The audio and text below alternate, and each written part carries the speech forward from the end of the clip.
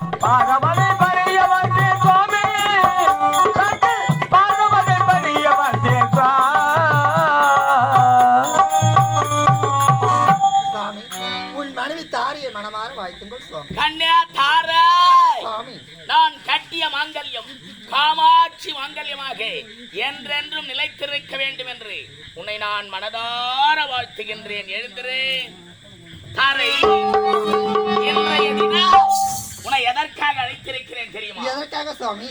நீண்ட நாட்களாக என்னுடைய மனதிலே ஒரு பெருத்த எண்ணம் ஒன்று தோன்றியிருக்கிறது. அப்படியா? அதை உன்னோடு பகிர்ந்து கொள்ள வேண்டும் என்பதற்காக உன்னை அழைத்திருக்கிறேன் தாரை. அப்படியாப்பட்ட என்ன சுவாமி? என்ன தெரியுமா? என்ன சுவாமி? நானோ இமாச்சலம் சென்று பரமனை கோரி கடும் தவம் செய்து என்னுடைய தவத்தை மெச்சி பரமன் காட்சி கொடுத்தால் அந்த பரமன் இடத்தில் அரிய பெரிய வரத்தை பெற்று வர வேண்டும் என்ற எண்ணம் என்னுடைய மனதிலே தோன்றியிருக்கிறது.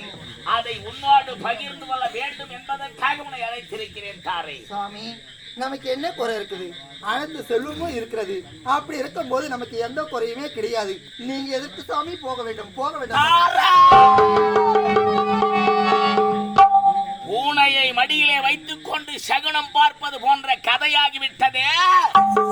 உன்னிடத்தில் நான் கேட்ட கேள்வியானது வரும் பொருள் உரைத்தல் மந்திரிக்கு அழகு, ஒரு நல்ல மனைவிக்கு என்ன அழகு தெரியுமா? கணவனின் எதிர்பேசாதிருத்தலே நல்ல மனைவிக்கு அழகு. இதை அறியாதவளா, புரியாதவளா, ஒன்றும் தெரியாதவளா தாரா? எதற்காக இப்படிப்பட்ட கடினமான மொழியை உரைத்து விட்டாய்? இனிமே உன்னுடைய வார்த்தை நான் தட்டாத செய்கிறேன். ஆகட்டும் சாமி, சீக்கிரம் வருவீர்.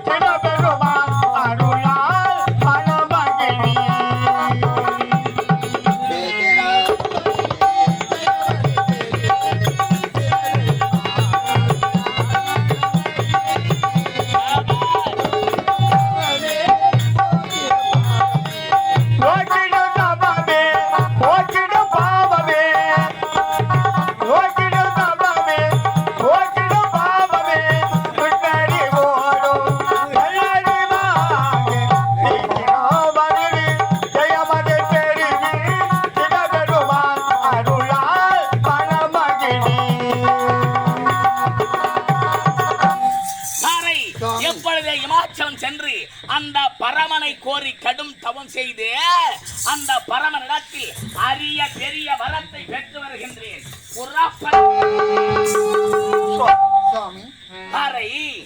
நானோ இமாச்சலம் சென்று பரமனை கோரி கடும் தவம் செய்ய போகின்றேன். நீ என்ன செய்ய வேண்டும் தெரியுமா? என்ன செய்ய வேண்டும் சுவாமி? அந்த பரமனின் இடபாகத்தில் இருக்கிறாரே சக்தி, அந்த உமையவளை நம்முடைய அரண்மனையில் இருந்தபடி இடைவிடாது துதித்து வர வேண்டும். ஆகட்டும் சுவாமி. புறப்படுகின்றேன். பொழுது எதற்காக அழைக்கின்றாய்? சாமி, நீங்க போயிட்டு வரும்போது நம்முடைய மகளுக்காக விளையாட்டு பொருள் ஏதாச்சும் வாங்கிட்டு வாங்க சுவாமி.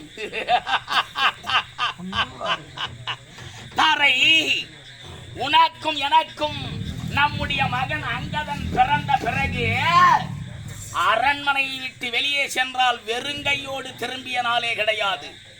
நம்முடைய மகன் அங்கதன் விளையாடுவதற்கு ஏதாவது ஒரு விளையாட்டு பொருள் கொண்டு வருவது வழக்கம் தானே. அதை மறந்துவிட போகிறேனே என்ன? கண்டிப்பாக மறக்க மாட்டேன். கொண்டு வருகின்றேன் தாரை.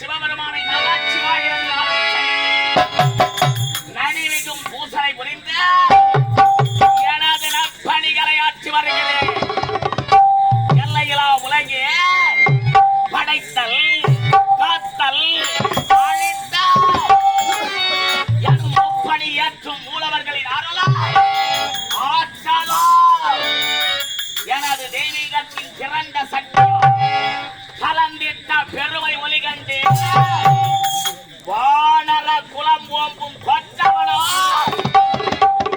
இந்த கிஷ்கிந்தையை ஆண்டு வருகிறேன். வானவில்லின் வண்ண கலவையின் எழிலா இயற்கையின் படைப்பை விழிகள் வியக்கும் நிலைமற்ற நாடா பசியை விருந்தால் விரட்டும் பாங்கின் கனலா உறவு மேகங்கள் கண்டு ஆசமலை ஒளியும் இன்பமன பூங்காவா கலைப்பும் உழைப்பும் கால் பதித்து நடவாத மலைப்பையும் மாண்பையும் சுட்டதில்லை சூரியன் ஒளி பட்டதில்லை எவன் பாதவடுகளை முட்டவில்லை புயல் மோதி மூழ்கி பணியிலே ஏகி தவழுமே கடல் உழைப்பதும் கதிர்வதி நடப்பதும் கார் இடிப்பதும் அடலாம் சித்தியா மானை காணவே அட்டதிக்கிலும் அரணி